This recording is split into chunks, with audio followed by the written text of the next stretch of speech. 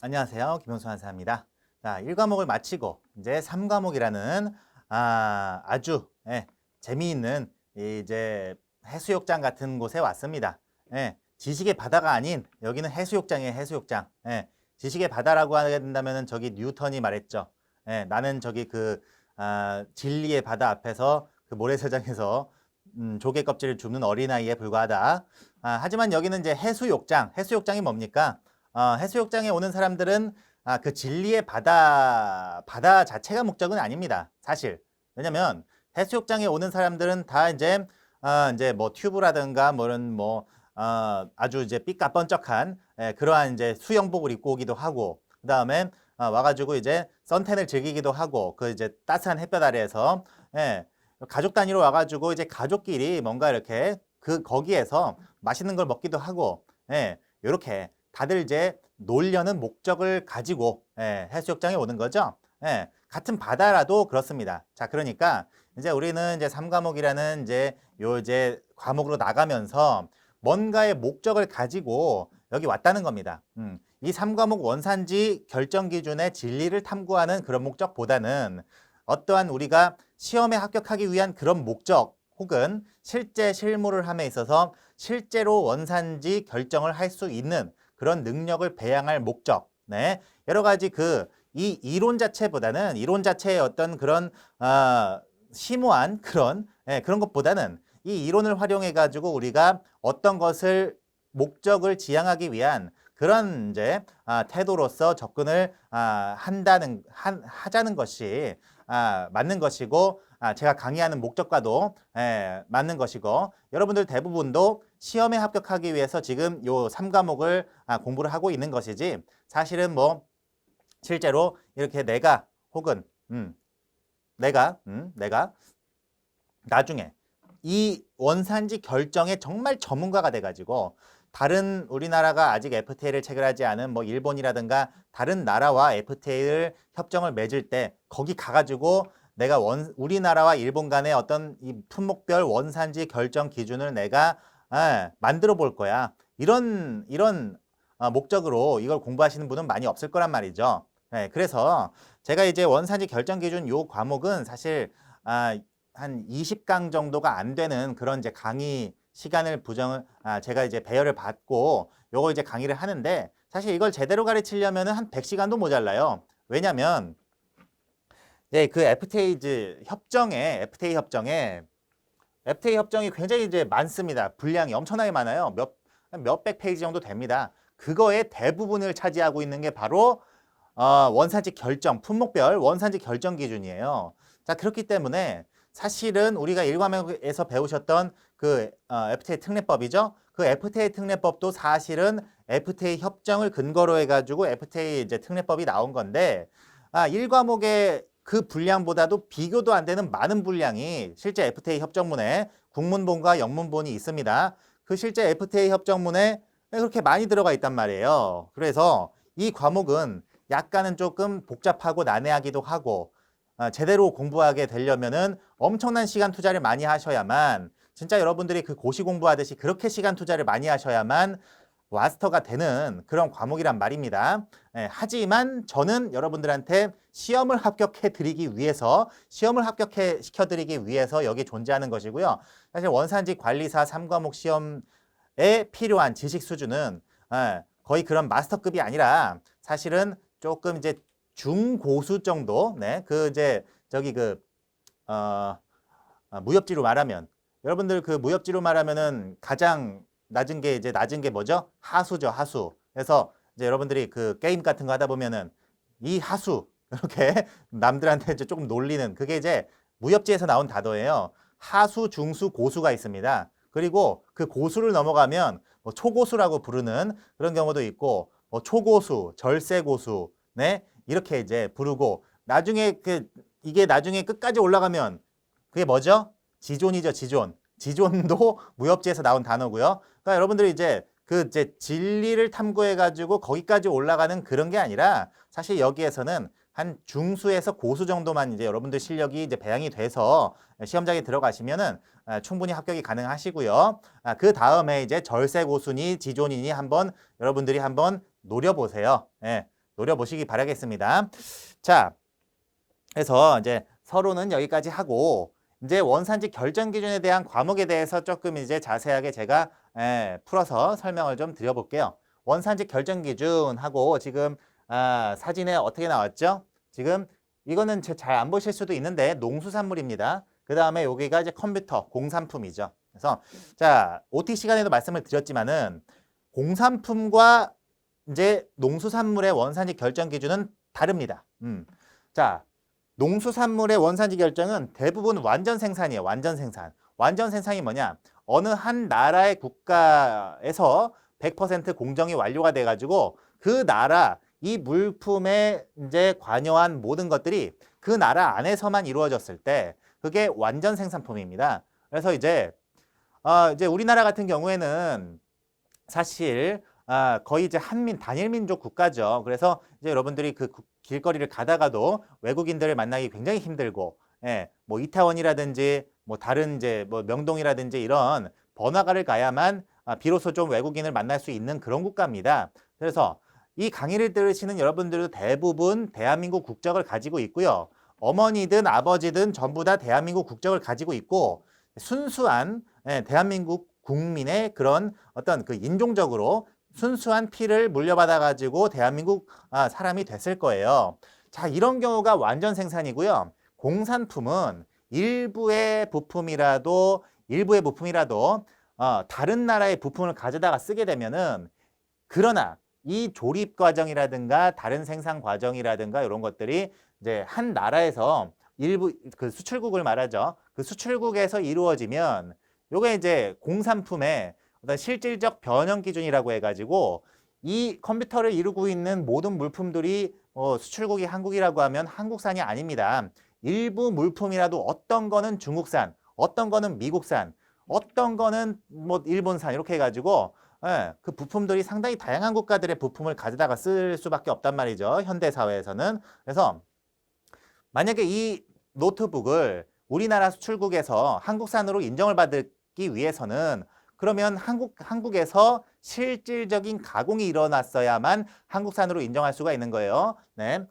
실질적인 가공은 저기 중국에서 해놓고 요 이제 한 80%만 완성을 시켜놓고 중국에서 나머지를 우리나라에서 20%를 완성을 시키게 되면은 우리나라 산으로 인정을 받을 수가 없는 겁니다. 아무리 우리나라에서 최종적으로 요걸 완성시켰다 하더라도 우리나라에서 실질적으로 요걸 가공을 했었어야만 돼요. 그게 이제 공산품의 원산지 결정 기준이죠.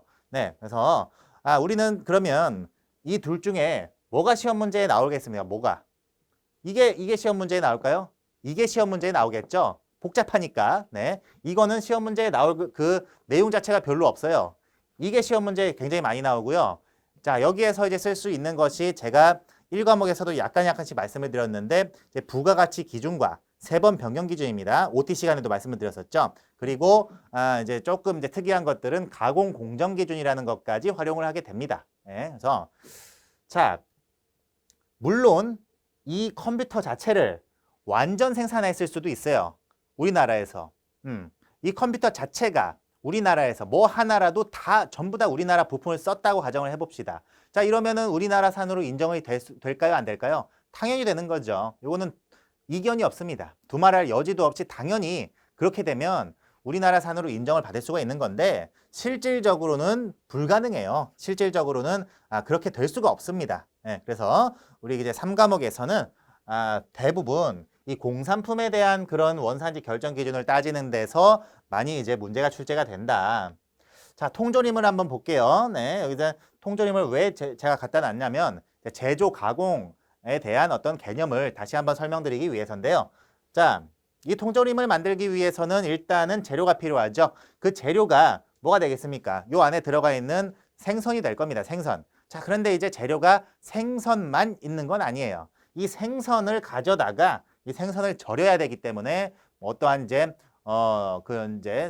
조미료 이런 것들, 조미료도 들어가야 되고요. 기름 같은 거 이런 것들도 들어가야 되고, 그 다음에 요 이제 통조림의 그 겉에, 요 이제 깡통, 요 이제 깡통도 있어야 되고요. 네, 그 다음에 마지막에 요걸 완성시키려면은 라벨 같은 것도 부착을 해야죠. 이러한 여러 가지 공정들이 필요하다는 겁니다. 그래서 이 여러 가지 공정들이 일어난 국가가 하나의 국가라면 당연히 그 하나의 국가를 원산지로 하면 되겠는데 여러 국가인 경우에는 엄청난 문제가 발생을 한다는 거죠. 여러 국가. 그래서 이 이제 생선은 미국산이고 생선은 미국산, 깡통은 중국산 뭐 이런 경우에 그러나 통조림을 만든 국가는 한국이다. 자, 이런 경우에 어떻게 되겠는가라는 문제죠. 네. 자, 이제 책을 한번 보실게요. 네. 대략적인 얘기는 제가 조금 설명을 해드렸고 책을 보시면 자, 그 챕터 1 원산지 규정 개요라고 되어 있죠. 자, 그런데 그 왼쪽으로 한번 보실게요. 이제 학습 중요 순위에 대해서 조금 말을 하고 넘어가야 됩니다. 자, 학습 중요 순위가 이제 1, 2, 3, 4번 순서로 돼 있고 가장 중요한 게 뭐냐라고 했더니 원산지 결정 일반 기준이래요. 일반 기준. 일반 기준이 어떤 것이냐라면 이 원산지로 인정받기 위해서는 이 기준 정도는 충족을 해줘야 된다. 반드시 이제 충족을 해줘야 되는 아주 기본적인 기준이 바로 일반 기준이 되시겠죠. 자, 그리고 두 번째가 뭐냐면 원산지 결정의 보충 기준과 이제 품목별 기준, 요게 이제 중요하다라고 되어 있습니다. 그래서 보충 기준은 뭐냐면 사실 이 원산지 기준의 그 이제 가장 기본적인 일반 기준도 충족을 시켜야 되고 그다음에 품목별 기준도 충족을 시켜야 되고 기준을 충족시켜야 될 그 내용이 너무 많아요. 너무 많기 때문에 사실 실질적으로는 우리나라에서 만든 게 맞는데 이게 맞아요. 우리나라에서 상황을 놓고 봤을 땐 우리나라에서 만들었고 우리나라의 원산지를 부여받아야 맞는 상황인데요.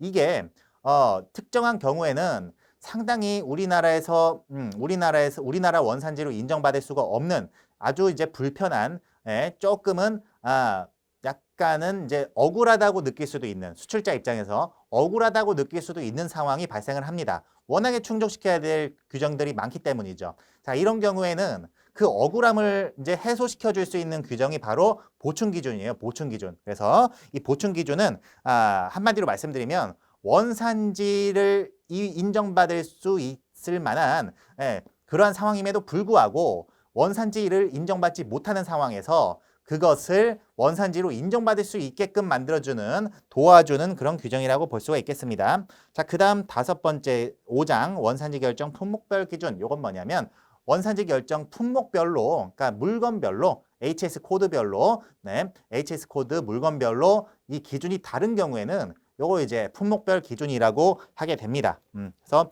사실 그 FTA 협정문의 대부분을 차지하고 있는 분량이 바로 이 품목별 기준에 대한 분량이고요. 어떤 FTA를 보더라도 표로 엄청나게 길게 정리가 다 돼 있습니다. 그래서 여러분들이 그 FTA 협정문 원문을 보시게 되면 이제 몇백 페이지를 쭉 내려보시게 되면은 어느 순간에 이 품목별 기준이 쫙 나와요. 표로 해가지고 막 끝도 없습니다. 끝도 없어요. 네. 그래서 하지만 시험 문제에 나오는 품목별 기준은 그렇게까지 분량이 많지는 않습니다. 안심하시고요. 자, 3번 특혜관세 적용 요건이 이제 그 다음에 중요한 것이고 그 다음에 마지막이 원산지 규정 개요입니다. 그래서 대부분은 이제 일반 기준, 보충 기준, 품목 기준 요 세 군데에서 문제가 다 출제가 된다고 보시면 되죠. 자, 그 출제 경향을 보시면 이제 총 16개 협정이 발효된 지금 현재 상황에서 이 수험생이 공부할 내용이 무진장 많습니다. 그래서 제가 스파게티볼 효과라는 것도 한번 OT 시간에 언급을 해드렸지만은 이렇게 이제 마구잡이로 꼬여 있어요. 그래서 협정별로 다 규정이 전부 다 다르기 때문에 우리 원산지 결정 기준을 공부하시는 수험생 입장에서는 미치고 환장하는 노릇이 됩니다. 네, 너무나 이제 규정들이 다양하기 때문이죠. 그래서 이것을 조금이라도 이제 유사한 협정끼리 묶어가지고 제가 이제 강의를 해드릴 거고요. 물론 암기식을 동원해서 여러분들이 조금이라도 편하게 외울 수 있도록 제가 많이 이렇게 신경을 썼고 16개 협정이나 되니까 자, 그 다음에 이제 원산지 결정 기준 과목이 어려운 이유가 뭐냐면 1과목은 상당히 문제가 평이하죠. 1과목을 배우시면서 이제 그 문제풀이도 이제 같이 하셨지만은 거의 이제 문제가 단순 암기식이고 문제 은행식입니다. 자, 그런데 이제 3과목은 단순 암기식이 절대로 아닙니다. 네, 3과목은 이제 문제가 어렵게 출제되면은 완전 그 계산해야 되는 문제도 출제가 되고 그러니까 시험장에 계산기 들고 가셔야 됩니다. 계산해야 되는 문제가 출제가 되니까. 네. 그리고 여러 가지 개념들을 여러분들이 복합적으로 적용을 해가지고 풀어야 돼요. 그러니까 완전히 이게 그 고등학교 때 수학 문제 풀듯이 그렇게 여러 가지 개념들을 다 짬뽕시켜서 여러분들이 하나의 문제지만은 여러 가지 파트에 있는 개념들을 조합해서 풀어야 되는 그런 문제들이 왕왕출제가 됩니다. 그래서 그런 문제들까지 어느 정도 대처가 다 가능하셔야만 풀 수 있는 문제에 많이 출제가 된다. 그래서 어렵다는 거죠. 자, 그래서 이제 학습 방법을 한번 보시면 모두 연결된 내용들이기 때문에 이제 여러분들이 요걸 한번 잘 이해를 하시고 협정문을 찾아가면서 모두 본다면 학습 범위가 매우 넓어지기 때문에 이제 기준별로 협정에서 정하는 공통점과 차이점을 찾아가면서 학습해라.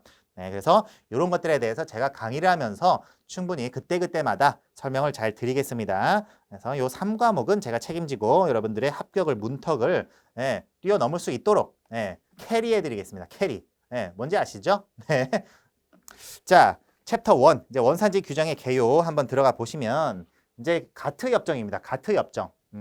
관세 및 무역에 관한 일반 협정이고요. 이 가트 협정부터 원산지에 대한 개념이 나왔습니다. 가트 협정부터. 자, 이 가트 협정은 이제 1947년 제네바에서 미국을 비롯한 23개국, 이 23개국은 대부분이 이제 서양 열강들입니다.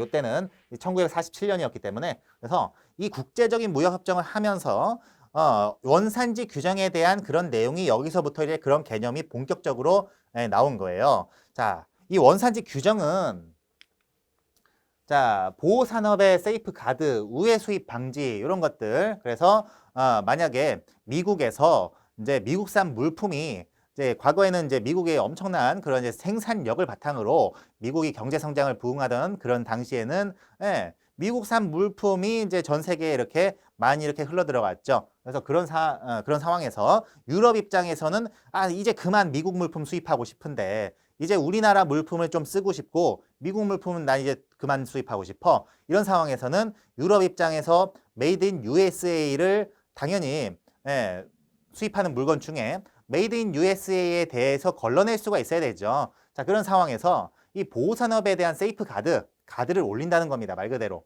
세이프는 나의 이제 산업 보호를 위해서 가드를 올린다는 게 이제 세이프 가드고요. 그다음에 우회 수입 방지. 미국에서 직접적으로 물건을 수입하지 않더라도 미국 물건이 저쪽에 이제 남아메리카 쪽으로 돌아가지고 다시 유럽으로 갈 수도 있다는 거 아니겠습니까? 그러니까 우회 수입도 방지해야 되면 메이드 인 USA를 정확하게 판단할 수 있는 기준이 중요하고요. 그 다음에 국가 간의 협의에 따른 특혜, 요게 FTA죠. FTA 목적으로. 요게 이제 우리가 배우시는 주요 핵심적인 내용이고, 소비자 보호. 소비자도 당연히 알아야 됩니다. 이게 어디 나라 물품인지. 그래서 최근에 이슈가 된 일본의 어떤 방사능. 그러면 이 수산물이 일본산인지를 알아야 될 거 아닙니까? 그러니까 소비자 보호도 이런 목적도 있고요. 국내 산업 보호 목적 당연히 있는 거죠. 그래서 이 원산지 규정의 구분을 보시면 비특혜와 특혜로 나눠져 있습니다. 비특혜 원산지 규정은 뭐냐? 자, 관세법 혹은 대무역법에 규정이 되어 있는데, 자, 덤핑 방지 관세, 상계 관세. 자, 덤핑 방지 관세, 상계 관세 우리가 예전에 배우신 적이 있습니다. 어디서 배우셨습니까? 제대로 1과목을 집중을 하고 계셨는지 안 계셨는지 제가 물어보는 거예요. 바로 세율 적용 순위에 있었죠. 그래서 1순위 세율들. 얘네는 무조건 우선 적용한다라고 해가지고 덤상보 긴특농에서 그 덤핑 방지 관세랑 상계 관세입니다. 그래서 그런 것들. 그 다음에 세이프가드, 아까 말씀드린 거고 할당 관세도 마찬가지로 세율을 늘릴 수가 있는, 세율을 높일 수가 있는 그런 관세예요. 이런 정책을 실시하거나 원산지 표시나 무역 통계 목적에 활용할 수 있는 그런 규정들이 관세법이나 대무역법에 나와 있습니다. 자, 이런 것들이 있으려면 일단 이 물건이 어느 나라에서 수출되는지 원산지를 파악해야 되기 때문에 그런 것들에 쓰이는 원산지 규정이 바로 비특혜 원산지 규정이에요. 자, 그러면 비특혜 원산지 규정과 반면에 특혜 원산지 규정이라는 것이 있습니다. 자, 요거는 FTA 특혜 관세 적용을 목적으로 해서 만들어진 규정이고요. 자, 그 밑에 자유무역 협정의 이행을 위한 관세법의 특례에 관한 법률이라고 나와 있는데요. 자, 이 굉장히 긴 이름을 가지고 있죠. 이거 여러분들 배우고 오셨습니다. 어디서? 1과목에서. 네, 그 FTA 특례법이 그 자기 본명은 이래요. 예, 그러니까는 뭐 이제 저기 외국인들도 이제 줄여가지고 이름이 너무 길면 줄여가지고 애칭으로 부르지만은 뭐 해리라고 부르지만 애칭으로. 그런데 실제 이름이 막 무슨 세바스찬 뭐 주니어 3세 막 이런 식으로 가는 외국인들이 있지 않습니까? 그런 거랑 똑같이 이제 이 법률의 진짜 이름은 이거라는 거예요. FTA 특례법은 진짜는 이런 이름을 가지고 있습니다. 그래서 이제 FTA 특례법에 적용을 하기 위해서 이 미국산임을 증명해줘야만 한미 FTA를 적용을 시킬 수가 있다는 것이고요. 이 미국산을 판단을 해야 됩니다. 미국에서 수출됐다고 해서 무조건 미국산이 아니에요. 네. 미국산임을 판단하기 위해서 중요한 것이 바로 이 특혜 원산지 규정이 되시겠다. 그래서 우리가 그러면 원산지 규정 3과목에서 배우시는 내용은 이거겠습니까? 이거겠습니까? 당연히 이거겠죠? 그래서 우리는 이걸 배우시는 거다. 자, 그 원산지 판정 기준을 한번 살펴보시겠습니다. 이 원산지 판정 기준은 이제 주로 이제 세 가지로 나눠져요. 그래서 하나하나씩 들어가서 보시겠지만 물론 대략적으로 다시 한 번만 설명을 드리고 넘어갑니다. 완전 생산 기준은 주로 농수산물에 적용이 될 수 있는 것으로서 모든 공정이 모든 생산, 재배, 수렵 뭐 이런 공정들까지도 모든 것들이 그 나라에서 이루어지면 완전 생산이에요. 자, 그 다음에 세 번 변경입니다. 세 번 변경은 물품의 HS 코드 번호가 변경이 된다면은 이 물건이 원재료에서 가공 공정을 거쳐가지고 완제품이 됐구나라는 것을 알 수가 있습니다. 그래서 여러분들이 이 과목에서 배우시고 온 그 세 번이 변경된다면 그 나라에서 이 물건의 실질적인 그러한 가치를 부여할 만큼의 공정을 이루었다라고 볼 수 있는 게 세 번 변경 기준입니다. 자, 그 다음에 부가가치 기준입니다. 부가가치 기준은 주로 공산품에 이것도 많이 활용이 되는데요. 자, 세 번이 변경되지 않는 경우가 있어요. 실질적인 가공을 거치더라도 세 번이 변경되지 않는 경우가 있습니다. 자, 이런 이제 예외적인 경우들이 있기 때문에 부가가치, 이 물건에 투입된 원가가 얼마인지를 따져서 보통은 한 50% 내지 60% 이상이 돼버리면 그 나라에서 많이 제조 과정이 이루어졌구나. 그 나라의 원산지를 인정할 수가 있다는 게 바로 그런 개념이 바로 부가가치 기준이다. 그래서 원가를 따지는 겁니다. 그 물건에 투입되는 원가. 원가 요소들은 여러 가지가 있어요. 직접 생산비도, 직접 재료비도 있고, 뭐 노무비도 있고, 간접 생산비도 있고, 굉장히 많습니다. 그래서 이 부가가치 기준에 따르면 또 어떻게 계산을 할 수가 있는지에 대해서 배우실 겁니다. 자, 이제 여기까지 해서 우리가 그 개요를 조금 다 봤습니다. 그래서 여기까지 별 어려운 내용은 없으셨을 거고요. 사실 내용 자체가 없었죠. 그래서 우리가 3과목을 대하는 태도에 대해서 제가 이번 시간에 강의를 해드린 거고요. 자, 걱정하시지 마세요. 자, 그때그때마다 파해법을 가져옵니다. 그래서 다음 시간부터 본격적으로 나가도록 하겠습니다. 네, 감사합니다.